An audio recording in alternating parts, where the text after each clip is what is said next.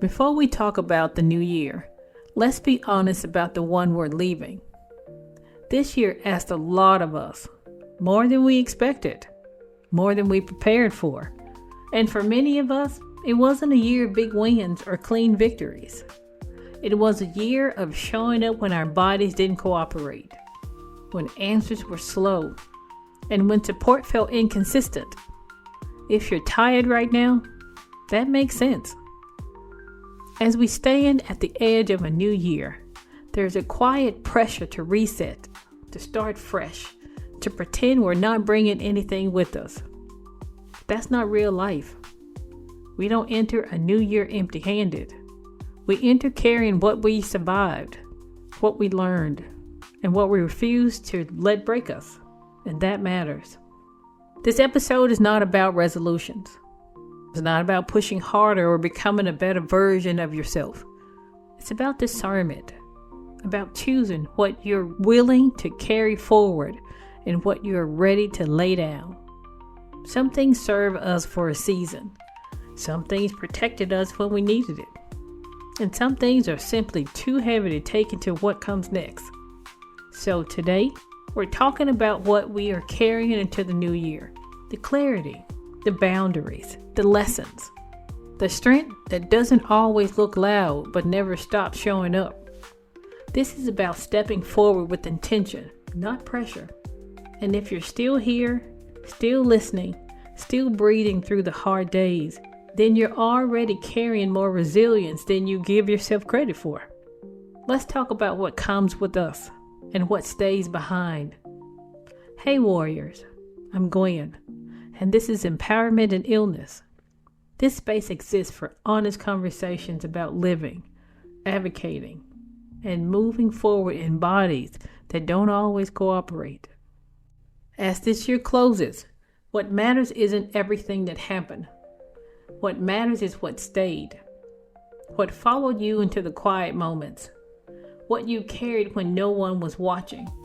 Some things left as the year moved on. Others settled in and became part of how you move through the world now. Many of us learned things we didn't ask to learn. We learned our limits more clearly. We learned which people showed up and which ones didn't. We learned how our bodies respond to stress, pressure, and silence. Those lessons didn't come from motivation. They came from experience, and experience changes you. Some of what stayed with us is useful. Clear boundaries, stronger instinct, a better sense of when to speak up and when to step back. Some of what stayed is heavier. Fatigue that lingers, disappointments that didn't get resolved, the awareness that some systems are not built for us. None of that means we failed. It means we were paying attention. The new year doesn't ask us to forget any of this. It asks us to decide. Decide what deserves a place going forward. Decide what was meant for survival only.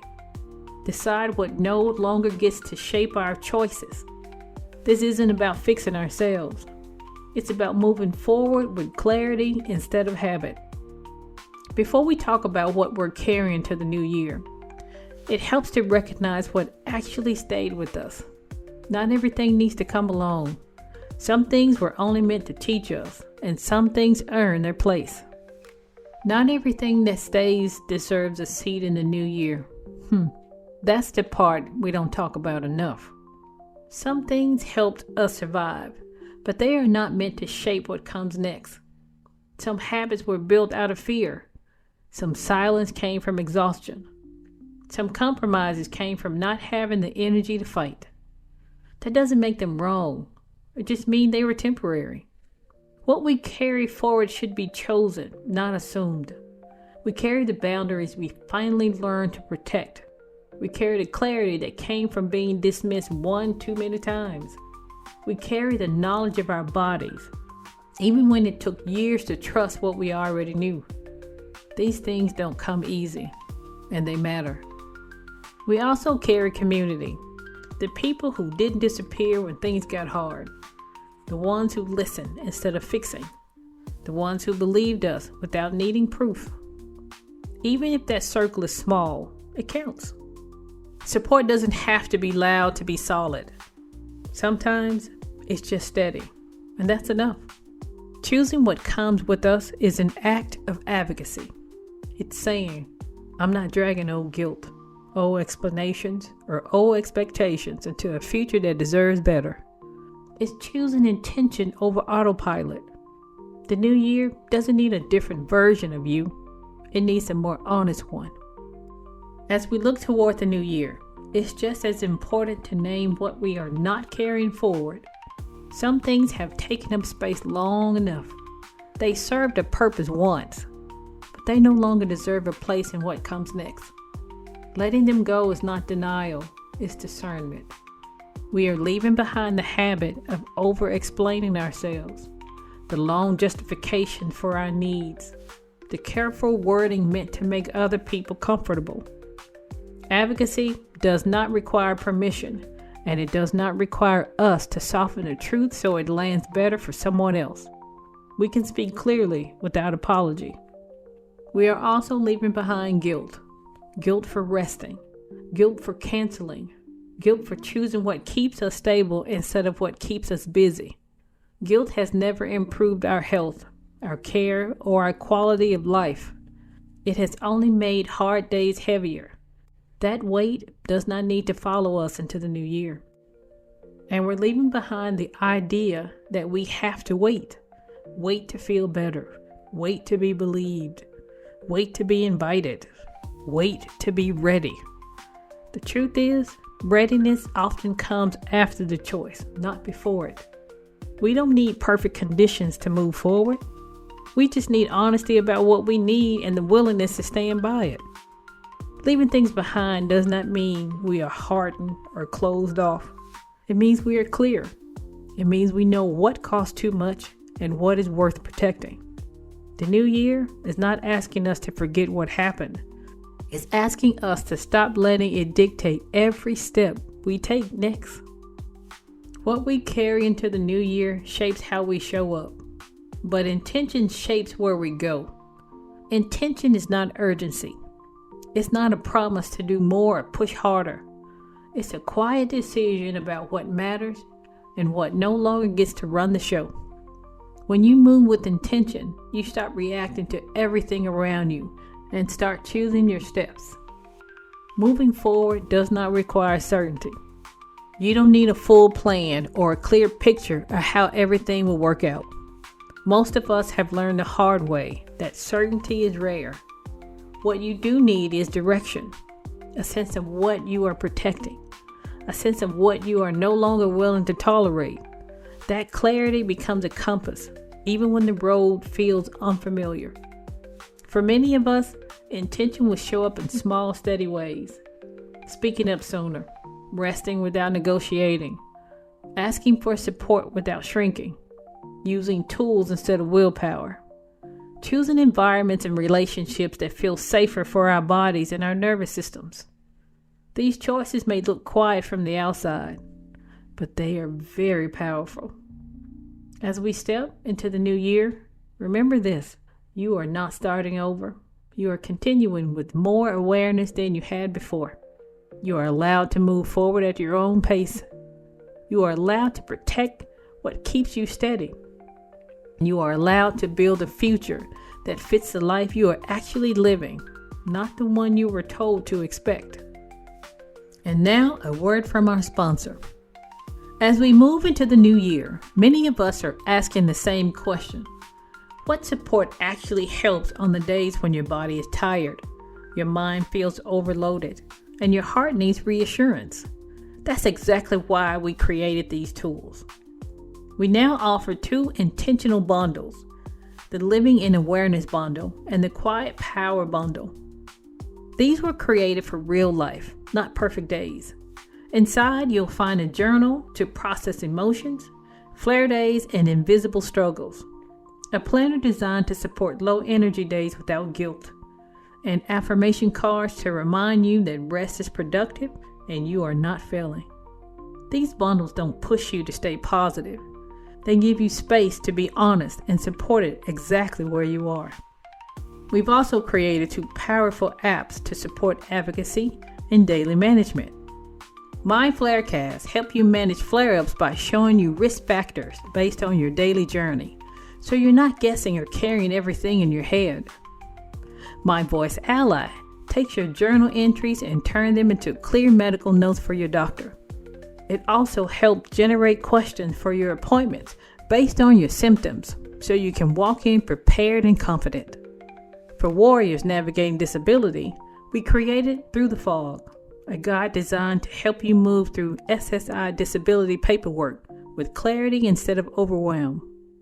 And in our store, you'll also find the Paper Trail, a medical binder created to help you stay organized for doctor appointments, along with journals, planners, advocacy tools, and many other resources created by warriors for warriors. If you're looking for support that understands chronic illness, advocacy, and real life, explore what we've built. The link is listed below. Be prepared. Don't panic. And now, back to the show. 2025 has been a year of both joy and challenges. My first grandbaby was born, and that changed my heart in ways I never expected. At the same time, I remained unemployed for the entire year. I built empowerment in illness from the ground up while my health moved like a roller coaster. I made trips to the emergency room and was not admitted, which felt like a win in its own way. I also faced more depression this year than I ever have before. I think many of us as warriors neglect our mental health. We spend so much time worrying about how others view our physical health that we forget to tend to what is happening inside our minds and hearts. Pain, uncertainty, and exhaustion take a toll even when we try to stay strong. Life brings excitement and disappointments for everyone, but living with lupus or any chronic illness change how we experience both. Pain and sadness can lead to dark thoughts that feel heavy and overwhelming. Other times, even small wins feel powerful and worth celebrating. Able-bodied people experience high and lows too, but we often feel them more deeply. We express them more openly because we understand how much there is to lose. I have always put other people first. In 2026, I'm choosing to be intentional with my time and my space. I am choosing to make myself a priority. My wish for you is to do the same. As we move into 2026, give yourself permission to matter, to rest, and to take up space in your own life. Let's take a moment to reflect. You don't need to answer these questions out loud. You don't need to write them down unless you want to. Just let them sit with you. Let them marinate. What are you proud of surviving this year, even if no one else noticed? What drained you the most, and what did you keep doing anyway? What helped you get through the hardest days, even in small ways? And what are you ready to stop carrying simply because you always have? Take a breath between each question. There's no rush. Reflection is not about judgment. It's about awareness. Awareness helps us move forward with intention instead of habit. You don't have to have clear answers right now. Sometimes the question itself is enough. Sometimes clarity comes later, quietly, when you least expect it. Let this be a moment where you allow yourself to pause without guilt. Before we leave, I would like to close with a special portion of the show I call Healing Heartbeats. This is where we allow ourselves to wallow in sorrow. Give yourself 3 minutes to laugh, cry, scream, cuss, or just sit in silence. Whatever you need to do to feel it, do it. Let the depression in for only 3 minutes. Once you reach 3 minutes, compartmentalize it and get back to living. This is a rinse and repeat behavior. You cannot let depression take over, because when it does, it will not let go. When we hear about the passing of someone, they have the day they were born and the day they pass away. There is a dash in the middle. It's not a long line, but a short dash. That dash represents your life. Go live in spite of having a chronic illness. Don't let your condition stop you. As we close out this year, I want you to pause for a moment and acknowledge what you've survived. Not just the big moments, but the quiet ones too. The days you kept going when your body hurt. The nights you stayed awake with your thoughts. The time you chose rest, even when guilt tried to creep in. All of that matters, and it deserves to be recognized. 2026 does not require you to become someone new.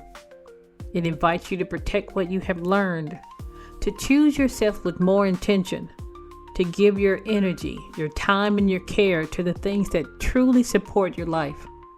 You are allowed to move forward without guilt for what you could not do or be this year.